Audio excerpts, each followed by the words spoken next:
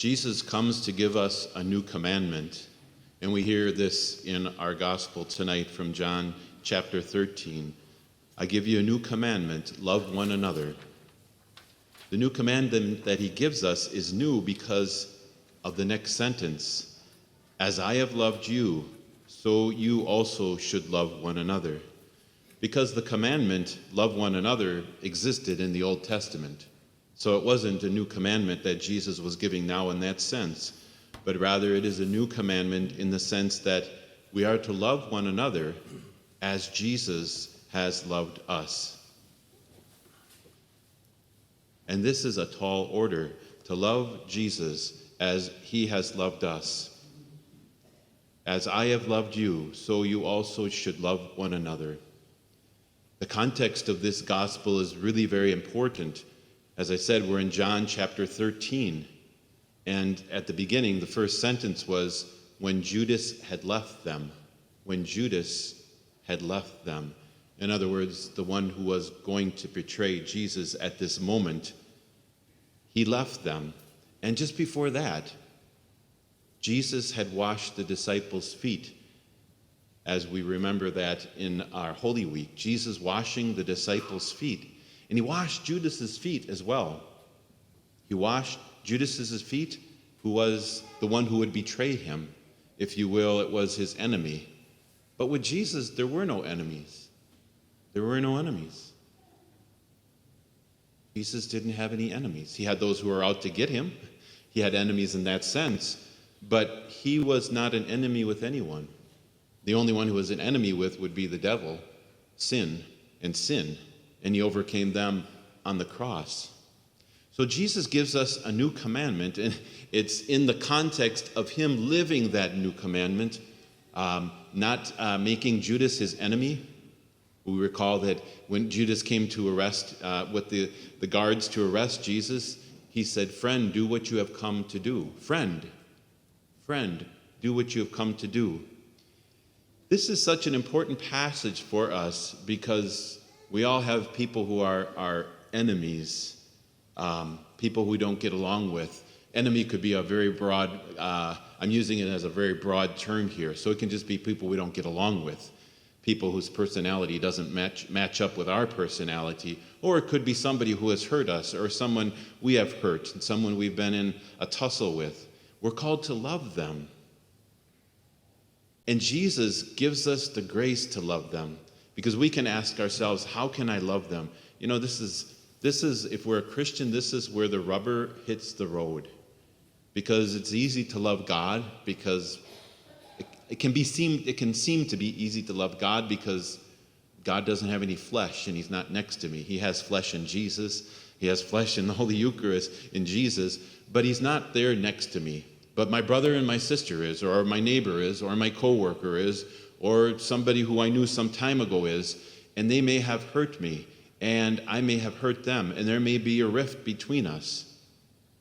Jesus would say, it is possible to love that person. It is possible to love that person.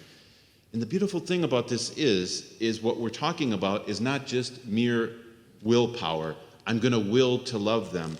It is rather participation power. Our opening prayer today said, Almighty and ever-living God, constantly accomplish the Paschal mystery within us. The Paschal mystery, Jesus' suffering, death, and resurrection. And you and I are called to enter into that suffering, death, and resurrection, which we celebrate here sacramentally at Mass. And certainly if people are, if we have people who are our enemies, that could be a passion for us. That could be a Paschal mystery, a suffering, a death, and a resurrection. And so we're asking him at the beginning of Mass to accomplish the Paschal mystery within us because he has chosen to make us new in holy baptism. In baptism, we have 2 baptisms after our 11 o'clock Mass tomorrow. In baptism, we were brought into Christ, into his body, the church. And we were inserted into the Father and the Son and the Holy Spirit. So in a sense, we are living in the mystery of God now. And so we can love with God's love. It's not just all up to me. It's not just all up to you. It's not just a matter of white knuckle it and love my enemy. It's rather a matter of allowing God to love through us. Allowing God to love through us. This is the prayer we're going to pray momentarily in the prayer over the gifts. O God, by the wonderful exchange effected in this sacrifice, you have made us partakers in the one supreme Godhead. We are partakers in God. That's how we can love our enemies, because we participate in the love of God.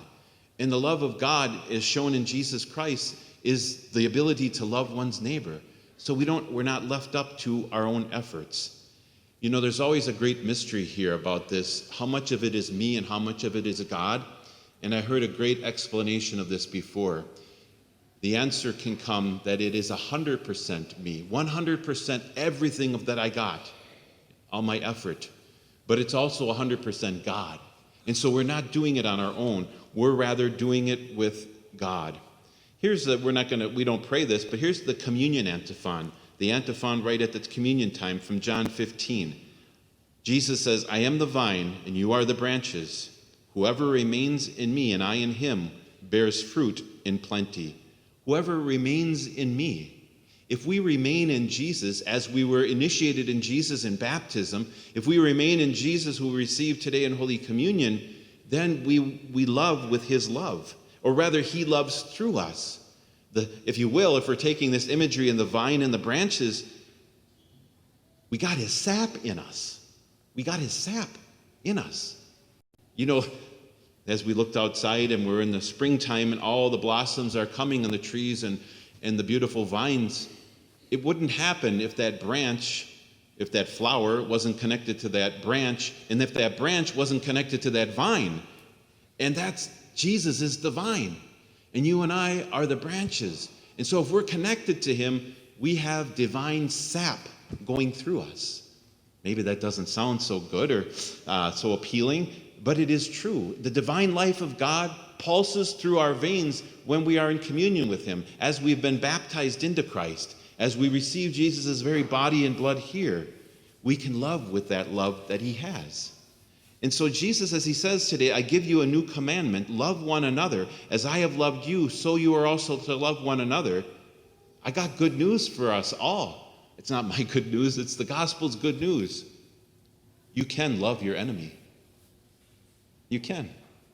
It is possible. It's not impossible. It may seem impossible, and it may be impossible to maybe be in a good relationship with them or for them to respond. That is down the road. But the core of it is that you and I can love our enemies because we have the love of God within us. When we're not in mortal sin, we have the love of God within us. It flows within us. And so I'm going to end my homily by inviting you maybe to think of an enemy. And once again, when I say enemy, I'm not saying somebody you're fighting with or you're taking to the court or anything like that per se. Could be. But I'm just saying someone who you don't get along with. And there's nobody on the face of this earth who gets along with everyone because we are human. We might think of this enemy, and let's think of this too. And please bring this to God. Maybe look at the gospel tomorrow or tonight and talk to Jesus about it, because this is the truth about you with respect to that enemy. You can love them with the help of God. Jesus. Let us go to Jesus and ask him to help us to love our enemies, because it's possible.